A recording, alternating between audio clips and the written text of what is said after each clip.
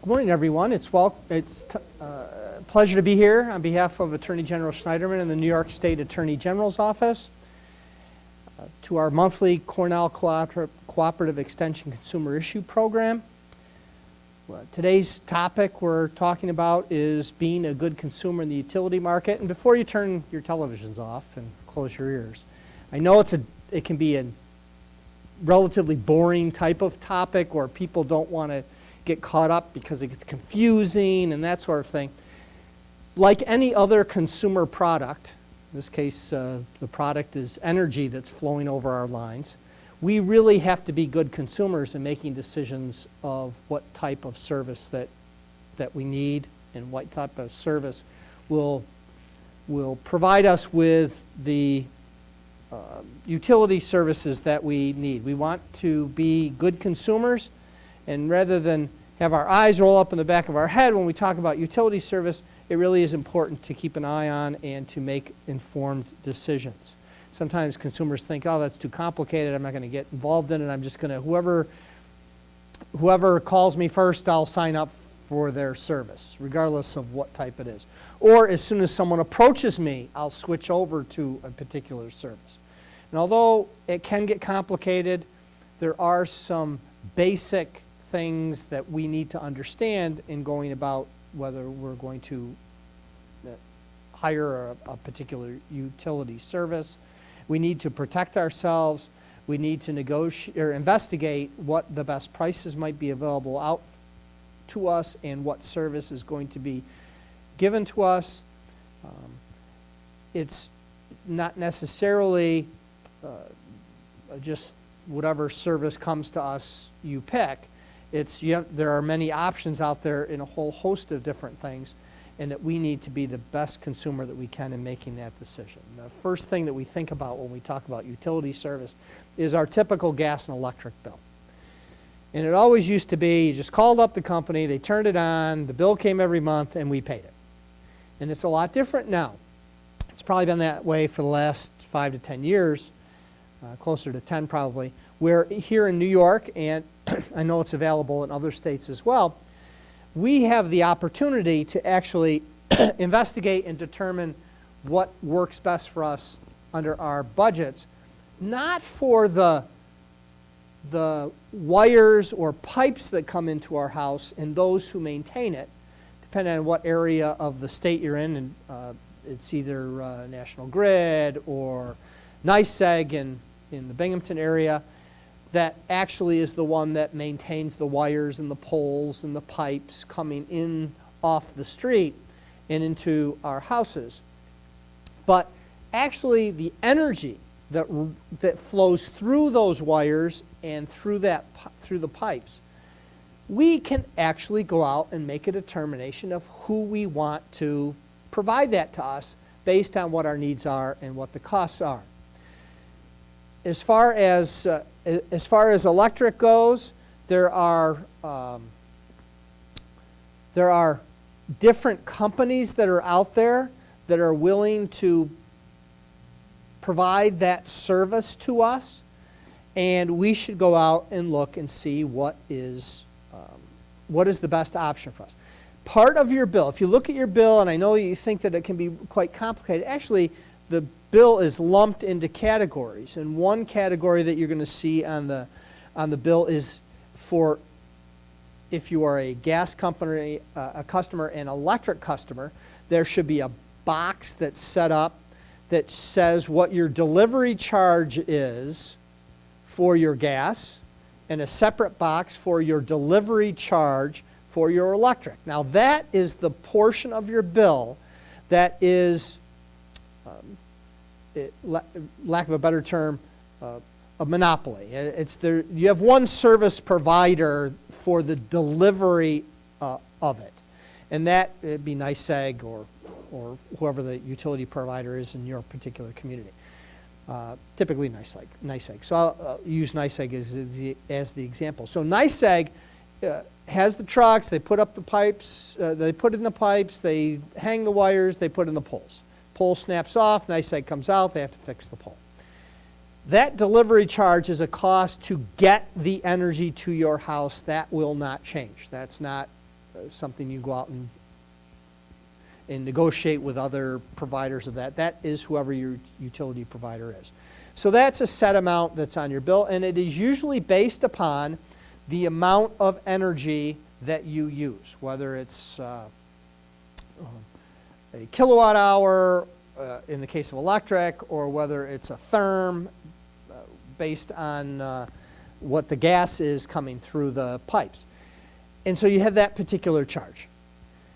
There also should be a breakout on the bill for the supply charge as compared to the delivery charge. The supply charge is the charge that you get from your, what is termed an ESCO, Energy Service Company, that feeds the energy over the line or puts the gas through the pipe.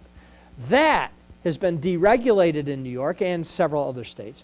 And you can check and see what the prices are for those particular ESCOs. Depending on the community that you live in, whether or not you can get a more favorable charge than what you're getting. And that changes depending, it's a contract. It depends on your contract. How long is your contract?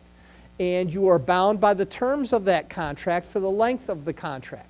And there's a number of things that go into that price. First of all is, do you want to have a variable rate charge for the gas and electric, or do you want a fixed rate charge? And that fixed rate charge isn't X number of dollars a month.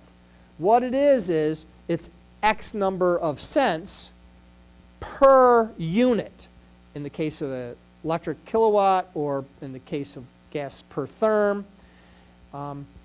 You pay a fixed rate, regardless of whether on the open market that rate changes, whether it's 5 cents per unit or 5.5 cents per unit. The market that is out there, that could change. Typically, in the winter time, when more energy is being used, both gas for heat and electric for lights, obviously the days are shorter, the days are colder, they're going to be used more. Typically, during those particular times of years, the per unit charge is higher if you're buying it on a variable rate market, because it varies. And then as summertime hits, maybe it goes down for gas because people aren't using their heaters as much, but it may be, and obviously we're not using our lights as much for electric, but maybe we're using air conditioning more. Maybe it's a really hot summer and we're using air conditioning more, and the electricity for the air conditioning unit that you use is there, and it could increase. But typically during the winter time the prices are a little bit higher, and the summertime maybe a little bit less. It also will fluctuate based upon what the market out there is, the supply. It's based on supply and demand, and I know as we tape this today that just yesterday they announced that the gasoline supplies have gone up, meaning that there's more supply, that therefore we just heard that gasoline prices may go down somewhat, at least in the beginning of the summer. Same with electricity and with gas, depending on whether or not there is a glut of supply, could decrease the prices. But they do fluctuate during a period of time, meaning that we as consumers need to go out and investigate those things. If you look up the New York State Public Service Commission, they actually have a website that lists rates, current rates. I don't know how current they happen to be. It takes some lead time. But at least for that purpose, you can go on and see who the various ESCOs are out there that are offering energy and contact information for them. So you can contact them and say, I'm looking at having a new electrical supplier. What are your going rates now? What are your fixed rates? What are the rates that will stay constant? What are your variable rates? What are your contract lengths? Is it a year? Is it 24 months? Is it 18 months? How long a period of time is it? The other thing that you need to ask is there any early cancellation fee? So if you sign on to a contract at a fixed rate and all of a sudden, for 18 months, let's say, and all of a sudden, about a year later, energy prices drop to where you could sign into a new contract for somewhat less money per unit.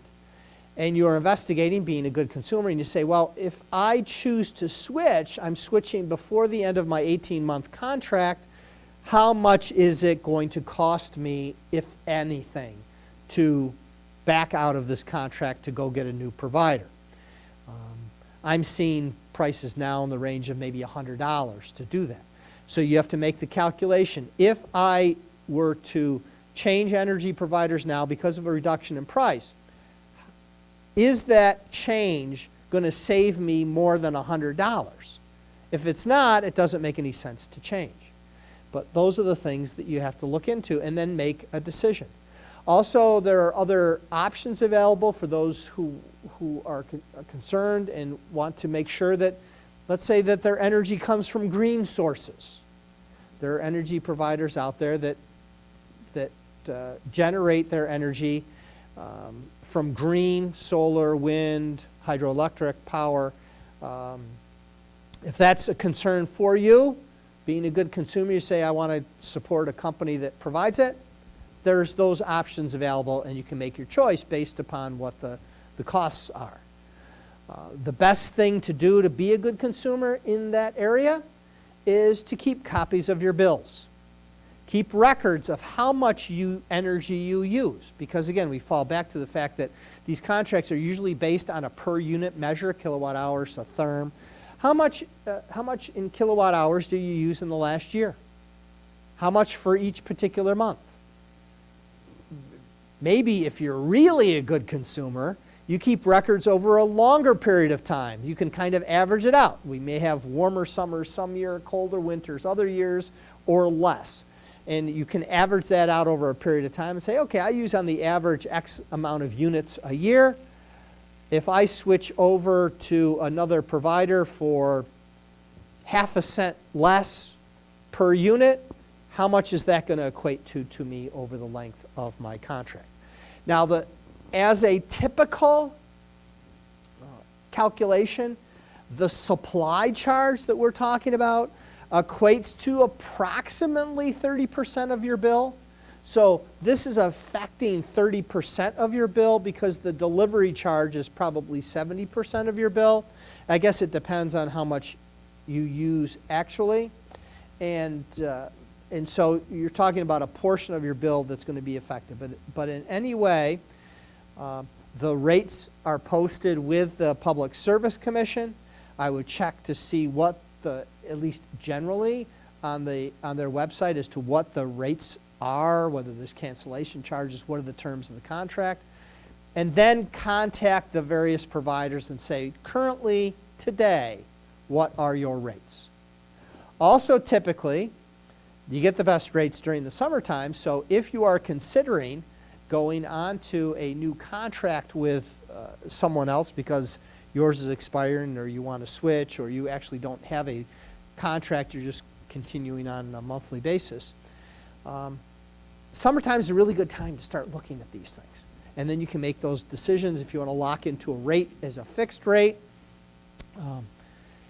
That's probably the best time to look for those things. But we always encourage people to be good consumers. More and more players are coming into the market.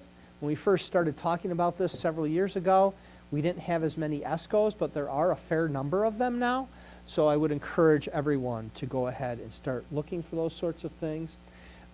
Some people want to have a steady bill over a period of time where you can spread your costs out over a longer period of time. You should talk to NYSEG and see about what they have as far as budget payments. But again, even if you are on one of these budget plans to spread things over a period of time, I know in my case, I believe I'm on one. I'm not particularly sure, but it kind of averages out quarterly. so that if there's too much of an overage, then you may have to pay extra, kind of on a quarterly basis, or if you've paid in too much, that your bill will be adjusted and you'll get a reduction at that period of time. But the bottom line is that you have to pay what your usage is over the period of time for which that you are being billed, whether it's budgeted out for a year or whatever. At the end of that period of time, if you've used more energy than what you've paid for, your budget doesn't go out the window, but you are going to have to pay the difference at some particular point in time. I know mine, like I said, appears to average out kind of quarterly, and that works very well for us. Because it's quarterly, we don't get a huge, big end of the year bill that we now have to make up over a period of time. Because the following year, maybe you can push that amount that you owe extra into the next year, but you're not only going to have an increase in your budget because of the under amount that you paid last year, you're also going to have to pay back what you haven't paid yet. It's always great at the end of that period to find out that you've paid in too much, so it's almost like a bonus to you that your energy is reduced. But keep an eye on those sorts of things and make a decision that is best for you. Call around and make the best choice. Another utility that we always talk about, it's coming into play more in a little bit different context now, in this day and age, is telephone. I know a lot of people are cutting the cord now as far as telephones go, and they don't even have a landline in their house. They're just living off cell phones. But we're going to throw cell phones in that lump as well in deciding what is best for us. I still am probably a dinosaur, and I still have a landline in my house. We get less and less calls and our house numbers because it's always easier to contact us on our cell phones because we aren't home as often as some others might be, and somebody's guaranteed at least to get to us faster if they go through our cell phones. But we do have a phone at home, and I know, like a lot of you that do still have landlines, we seem to be getting all kinds of calls and hang-ups and things from solicitations on our phones. But there are many options available even for our home phones that we need to keep aware of. Whether it's a lot of you can go directly through a telephone company, or a lot of us now are using our internet service providers, getting bundled packages with Time Warner or Spectrum as they are now, and having our phone, our internet, and our cable television all wrapped and bundled into one. Or there are some that maybe don't have cable and maybe go through a telephone company to have their landline service provided to them. The important thing is to go out and investigate what plans are available, and then choose your plan based on what you actually need. For example, if you don't need a bundled in, local, long distance, flat rate plan because you don't call anywhere outside of the Ithaca area, so you really mostly only need local, you should investigate your options on whether or not you say, hey, I don't want unlimited long distance calling because I don't need to use unlimited long distance calling. Check and see what plans are available for you under those circumstances. You may not want to pay I don't even know what a charge would be, but maybe it's $30 a month to have unlimited long distance calling as well. Maybe it's not worth it to you to do that, and choose what is best and what works for you. Maybe you don't even want long distance at all, and maybe you can buy a long distance calling card for the infrequent times that you might need to make long distance calls and get cheaper rates at that. Those of you like me that are all bundled in together, maybe you can get a better rate overall if you bundle all of your package together with internet, long distance, and cable television service. It depends on what's best for you as well. Also, we have to be good consumers when it comes to the cellular market. Now, we have all types of cellular telephones now. Most people have them. Not everybody, but most people do, even if it's the old, even if it's the old flip phone that people get mocked out for because they only have the flip phone and they can only, unbelievably, only make telephone calls with it. That's what they were originally created for to begin with, is to make the telephone calls. Now, if you have the flip phone and you can only make telephone calls, people look at you cross-eyed saying, what, you only have that? But if that's all you would use it for, that's all you need. And you don't need to pay for expensive packages. I know that with the combination of smartphones, with a combination of calling and texting and emailing and internet provisions, it can get very, very expensive. I know that there's a big war on right now with unlimited data plans where you can search the internet on your cell phone for unlimited amounts of time for a quote-unquote low monthly fee. If that's something that you need, that's fine. Go ahead and investigate it. But if it's something that you wouldn't really use that frequently, you're much better off saying, rather than paying $45 a month for the unlimited data plan, I'd be much better off paying somewhat less than that, $20 a month or whatever, for some limited usage. It may be that your usage would be under 5 gigabytes, and maybe they have a plan available for 5 gigabytes of data usage at a significantly less rate than the unlimited plans. I know that my cell phone plan that I have with all my family members and everything that are on that, it's the price of a good car payment every month for the use of my cell phone plan in the family, and I'm always battling with those on my cell phone plan to cut back on their usage of data, because all of a sudden I'm getting notices from my cell phone company that you've used 75% of your data usage limit for the month and you still have a week to go. And so that's always the big hassle, and it would be really simple for me to call up and say, okay, just add unlimited data to all my lines.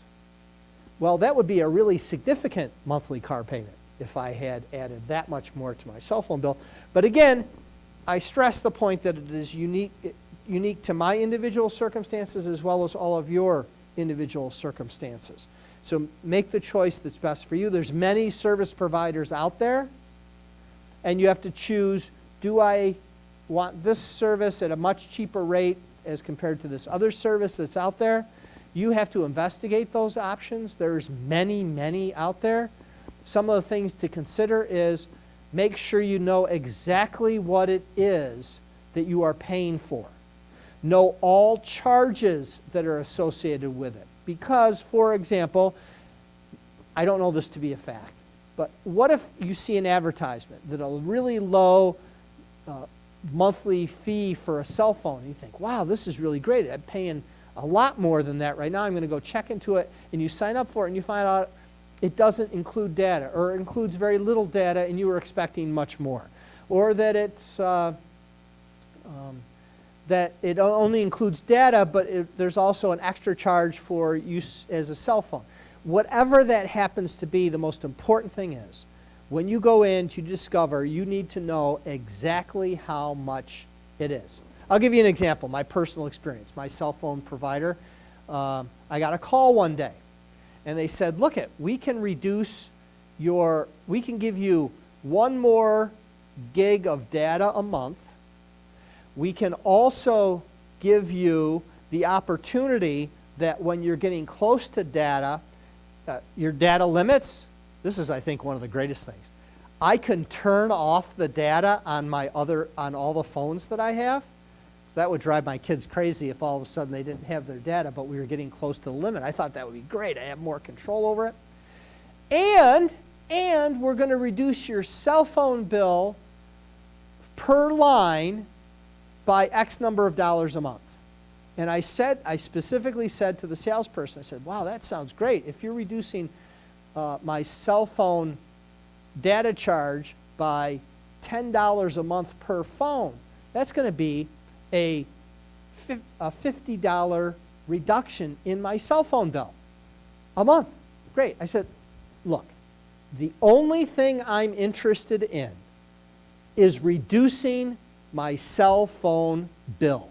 I am not interested in extra data, although you've offered it to me. I'm not interested in that. The thing that would entice me to switch over to these, getting that extra data and all that is the fact that it's going to reduce my monthly bill. That's my whole focus. I don't want to pay 1 penny more than I'm already paying. No, I was assured, no, sir, that's not going to happen. You will have your bill reduced. I said, as long as we understand that, and I'm on tape saying that I am willing to switch. I think, wow, I'm going from 15 gig per month to 16 gig per month, plus the opportunity that when I get closer, I can turn it off and then turn it back on again the next month when it starts over again. And I'm getting $10 a month less per line. I'm thinking, wow, this is a great thing. Sign me up. So she signs me up. I get the next bill, and my bill is higher than it was before. So being the good consumer that I'm encouraging everyone to be, I pull out the bill and I start looking at it. And I realized that under my old plan,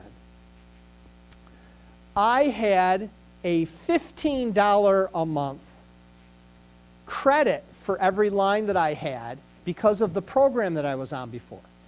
When I switched, that got added back in. So in essence, I got a $10 per month reduction in my bill for each line, but the $15 per line was added back in. So it was actually $5 per month more than what it was before. I immediately got on the phone, and I got, of course, a different customer service representative, and I said, look, I had a conversation. I know I switched my plan, but I specifically said I am only switching if my bill goes down. I will not switch if it goes up. And I get the bill, and it's more than it was before. It wasn't a significant amount more, but it was more nonetheless. And they said, we apologize. I said, it was not explained to me that that $15 was going to go back onto my bill, and that therefore I want to switch back to my old plan. And they ended up switching me back. So I put back to my old plan. I got credits for what it was that they had to me, and then I was fine moving on. But if I wasn't a good consumer and didn't do that, all of a sudden I would be stuck actually paying more, and I didn't want that to happen. So we all have to be good consumers, know exactly what it is that you are being charged for. So if you're considering to go with one of these other, I'll call, lack of a better term, I'll call them the non-traditional, non-big company. We know who the big companies are out there. That we might see on TV, that kind of an off-brand name saying that they'll provide us for a service and it's much lower expense and things like that. Before you agree to switch, make sure you understand every charge. And when I say every charge, I include not only the charges that the company is going to give you, the basic line charge, the basic data usage charge, but also understand what are the taxes and fees and any add-ons so that you know exactly how much that monthly bill is going to be. And then that way we as good consumers can make an informed choice. A lot of options out there. The other thing for cell phone, I just want to bring this up, is because we do get complaints about this periodically, is understand what the service coverage is for your phone. I've had people complain from rural areas that they got a cell phone. I don't know that apparently the company looked on their chart of where their coverage is and they should have coverage at their house. And it turns out when they get their coverage, in order for them to actually get cell phone coverage, they have to walk into their backyard somewhere in order to get hooked into an antenna that's going to cell tower that it's going to provide them coverage. Make sure that you are going to get coverage in the areas that you want to have coverage in. Also, most plans that I'm aware of provide you with a window period. It might be 10 days, 15 days, 30 days, in order that you can return the phone and cancel the contract if you are not satisfied. I encourage you, during that period of time, use it. Make sure it's what you need and coverage areas where you need it. If not, cancel the contract. Don't just complain, hey, I don't have coverage at my house, and a customer service representative says to you, well, it should be, we've got a tower that's going to be going up, it should be covered, you should have no problem. If you don't have what you want, cancel the contract. You can always go and get a new contract, but cancel the contract. I know that service providers also are, at least the bigger ones, are getting away from throwing in the free phone as well as part of your service. Cell phones are very, very expensive. Used to be, it wasn't a big deal because it was all part of the contract. You pay X number of dollars a month, and they provide you with a phone and all that sort of thing. Be aware what you're getting. Are you getting the new phone? Is it the kind of phone that you want? Is it the kind of phone that you need? Because phones are hundreds and hundreds of dollars now, and there's always a battle to try to get you to use this particular phone or that particular phone. Decide what one it is that you need, what the features are, and then make the best choice for you under those circumstances.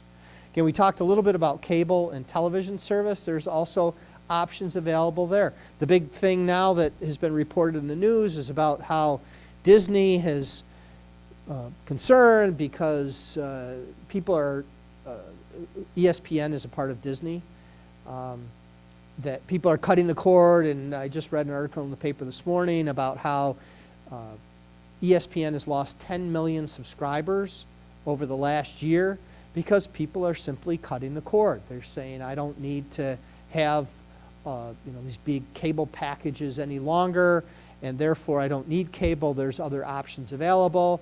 And then we have all those internet options, Netflix and Hulu and Amazon Prime and a whole host of those that are out there. And some people are saying, well, I don't watch sports, so I watch movies, love movies. Well, for X number of dollars a month, I can get all these movies through Netflix. I don't need this big cable package any longer. Or I may only like to watch local news, and I can get a much cheaper cable package if all I want are the local stations. Again, investigate what the options are. I know from Spectrum, you can just go online and you can see the different packages that they have and what channels are involved in those packages. Decide what works best for you. Also, I know that there's these other hookup things that you can use, Sling and many others. The important thing is be a good consumer, investigate the options. Maybe it's cheaper for you because you're just you like the old shows, the shows that maybe would be on reruns and things like that, and you might say, well, with movies and those types of things, I could buy a package at Netflix and Hulu and Amazon Prime, and you add those together, and it's a lot cheaper than getting all these other things with all these other channels, and maybe I'll go that way. The bottom line is, choose what works best for you, make that, and pick it. And I know with the bundled packages like I would have through Spectrum, which is internet, telephone, and television, cable, that there is a little bit of a discount if you have all three together, but still it may not be significant enough that you wouldn't cut one of the three and then go with someone else for get rid of your telephone because you're going to use your cell phone instead, so you just want cable and internet or whatever. Whatever is best for you, choose. Next thing, it's not the utility itself, but it encompasses the utility, and that is those of us who might use propane or fuel oil to warm our houses or cook with or things like that. I know from my experience has been that the prices for these types of things can be very vast between providers. So really don't just go with your fuel provider that you've always used necessarily, unless you really like them and things. If you're going on price, you really need to investigate what other options there are available. Some things to think about is how much are they going to charge you per gallon? How many gallons are you going to have? Again, based on what your use is, check and see what your usage has been in the past. And then go out and call different providers and find out how much they will provide. Is there going to be a delivery charge every time you call them out, or are you going to be on a regular delivery? What are all the fees and expenses associated with that?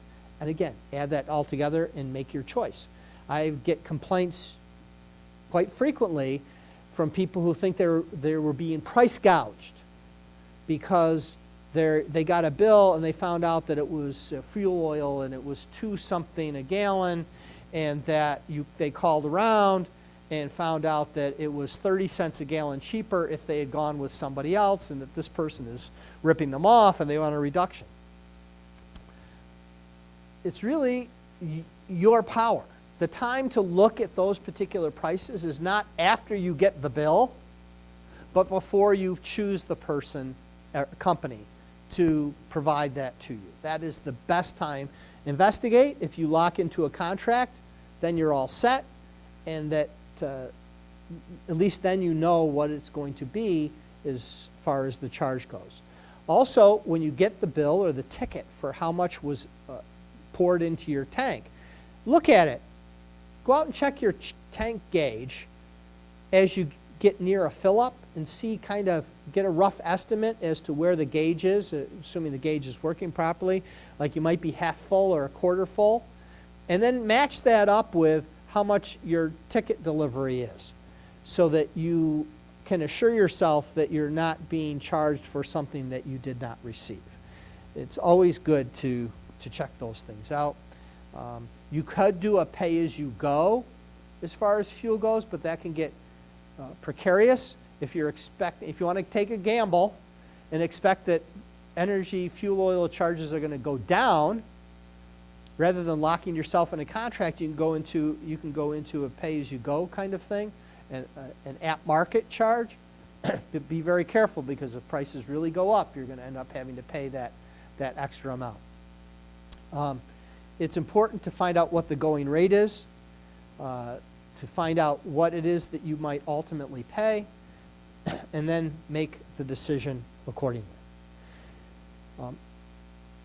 If you have any issues related to this topic, utilities, or any others, please feel free to contact my office. My office is in Binghamton. We have an 800 number, very easy to contact us, 1-800-771-7755. If you call it in the Binghamton area, it will ring in our office in Binghamton, and we'll have a consumer representative that works with us who will be able to take your call and hopefully answer your questions. If you want to file a complaint, we can't give you advice on what you should do or not, but we do take complaints and handle those particular issues. We try to mediate the resolution with the business. If not, maybe your complaint is really just the tip of the iceberg, and there really are other problems with this business that might furnish us with enough information to pursue an investigation further and make a determination whether or not we need to do anything further with the company. But feel free to contact us. We look forward to anyone who comes down and joins us here at Cornell Cooperative Extension for our monthly consumer issue program. We are here on the second Thursday of every month. We are here at 11 o'clock. We would love to see all of your faces so that you can come down and join us. We're here from 11 to 12 roughly for the initial presentation, and then I'm around afterwards for another hour or so in case you have any particular questions that are either off topic, any consumer-related topic, or if you want to come in and get additional information, we encourage you to do so. The Cornell Cooperative Extension is on Willow Avenue here in downtown Ithaca. So come in and join us. We look forward to seeing you, and hope that you will see us sometime in the future. Thank you.